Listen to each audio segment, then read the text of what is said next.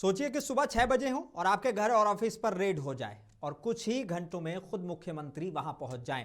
आज ऐसा ही नजारा देखने को मिला जब ईडी ने मनी लॉन्ड्रिंग केस में पॉलिटिकल कंसल्टेंट फर्म आईपैक के ऑफिस और उसके डायरेक्टर प्रतीक जैन के घर पर छापेमारी की। पश्चिम बंगाल में 6 और दिल्ली में 4 कुल 10 ठिकानों पर छापेमारी की गई।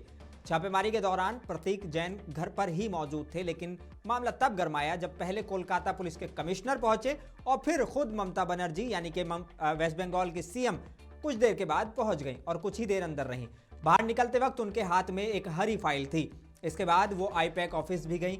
ईडी का आरोप है कि सीएम ममता वहां से अहम सबूत, फिजिकल डॉक्यूमेंट्स और इलेक्ट्रॉनिक डिवाइसेस ले गई हैं। यही नहीं, सबूतों से छेड़छाड़ के आरोप में ईडी ने कलकत्ता हाईकोर्ट का दरवाजा भी खटखटाया है।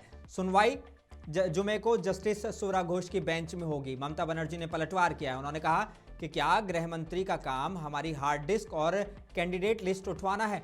उन्होंने अमित शाह पर सीधा हमला बोला और पीएम मोदी से गृह मंत्री को कंट्रोल करने की अपील की। वहीं भारतीय जनता पार्टी ने कहा कि ममता ने केंद्रीय एजेंसियों के काम में दखल दिया है।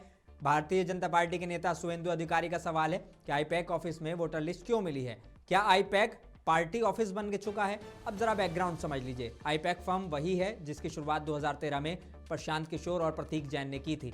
2021 से आईपैक टीएमसी के साथ काम कर रही है। तो बड़ा सवाल यह है, क्या ये जांच कानून का पालन है या फिर राजनीति का पावर गेम? फैसला कोर्ट करेगा, लेकिन बंगाल की सियासत में ये लड़ाई अभी लंबी दिख रही है। आपको ये जानकारी कैसी लगी और क्या ईडी की कार्रवाई सही है? कमेंट में बताइए। मुंसिफ टीवी को लाइक, सब्सक्राइब और शेयर करना ना भूलें। Is it the duty of the ED and Amit Shah, the nasty home minister, the naughty home minister who cannot protect the country, and he's taking away all my party documents?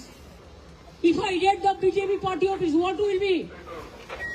What will be the result? They didn't have any guards. One side the SIR case. They are deleting all the names of the Bengal people. More than 2 crore people. 1.5 crore people are being called. 54 lakhs are being deleted without any asking their details. They are using WhatsApp only. And because of election, they are collecting all my information of my party. देखो मैंने सब लेके आया. Because I rang up Pratik, because he is the in charge of my party. So my hard disks